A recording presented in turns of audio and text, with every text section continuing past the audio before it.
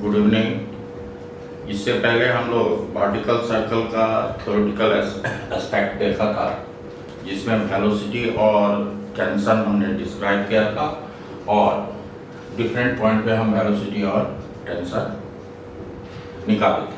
आपको हम समझते हैं, आपको वेलोसिटी याद होगा, वेलोसिटी और टेंशन का दोनों का एक्सप्रेशन। लेकिन मैं फिर भी लिख दे रहा हूँ, velocity at an angle theta, ये था वी नोट,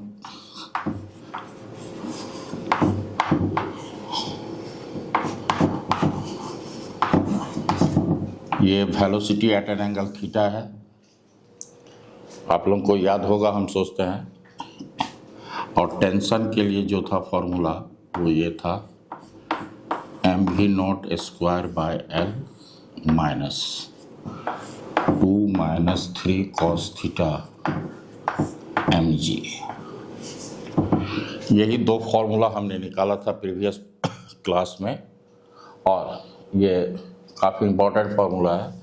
अब इसी पे एक हम प्रॉब्लम दे रहे हैं जो कि काफ़ी की प्रॉब्लम है। एक प्रॉब्लम से बहुत सारे मल्टी प्रॉब्लम्स सॉल्व होंगे, तो वो क्या है वो देखिए ज़रा।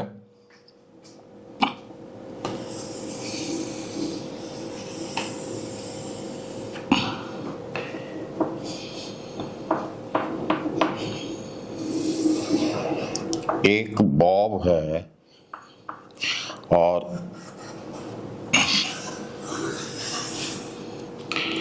हॉरिजेंटल डायरेक्शन में ये भी नॉट है और ये है आपका √4GL। ये हॉरिजेंटल डायरेक्शन है, इसी को रेफरेंस लाइन माने थे। ये O है और इसका लेंथ L है, बॉल का मास M है। आप ये फील किया होगा, ये लोअर मोस्ट पॉइंट पे वर्टिकल सर्कुलर मोशन पाथ को तभी ओबे करेगा जब भी नॉट का मिनिमम वेलोसिटी √5GL होना चाहिए। यहाँ पे हम देख रहे हैं वेलोसिटी जो है √5GL से कम है। इसका मतलब वर्टिकल सर्कुलर पाथ को मेंटेन नहीं करेगा। अब आप एक चीज़ देखें,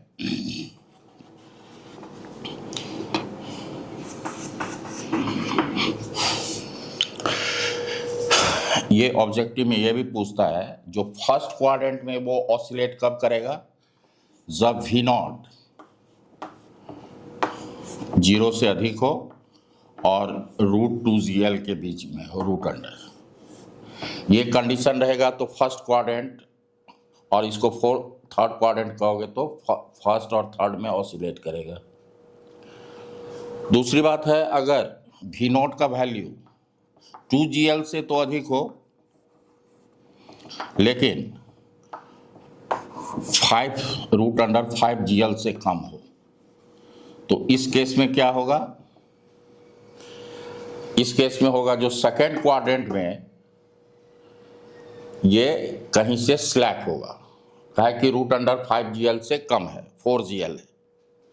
तो देखिए √2GL से अधिक है और √5GL से कम है। इसका मतलब है जो ये वर्टिकल पाथ को तो नहीं फॉलो करेगा लेकिन कहीं से स्लैक करेगा। अब प्रश्न उठता है, ये जो स्लैक का क्या कंडीशन है, जरा सा देखिए। ये पॉइंट P है। अब हम ये जानना चाह रहे हैं, मान लो यहाँ पे टेंशन 0 हो गया। जहां पे टेंशन 0 होगा वहीं से पार्टिकल स्लैक करेगा, तो इस तरह से वो स्लैक करेगा। अब मेरा क्वेश्चन ये है, या मैं क्वेश्चन को पहले अब मैं लिखता हूं।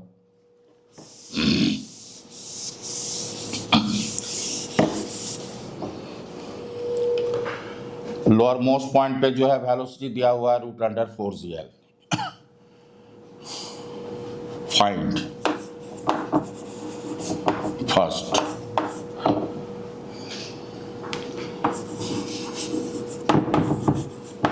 which of the quantities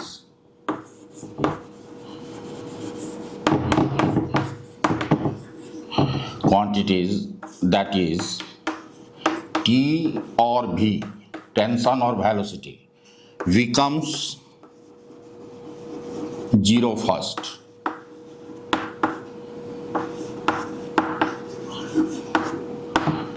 And then find its position. Then find its position, angular position.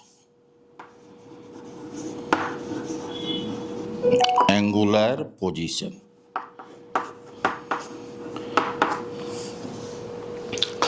Tension को भी जीरो होगा और वेलोसिटी भी जीरो होगा, लेकिन पहले कौन होगा वो आपको निकालना है, एंगुलर पोजीशन निकालना है।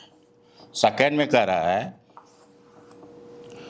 जो पार्टिकल अपने इनिशियल पोजीशन से मैक्सिमम हाइट कितना जाएगा, find the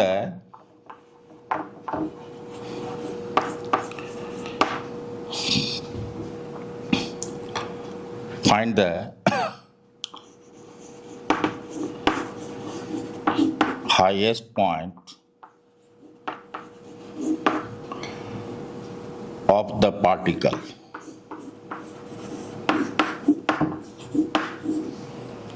from its initial position.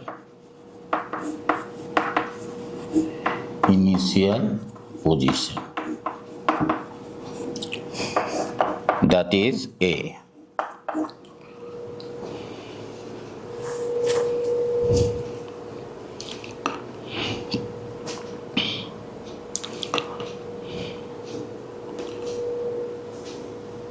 तो हम समझते हैं जो आप लोग नोट कर लिए होंगे, तो आगे हम बढ़ें।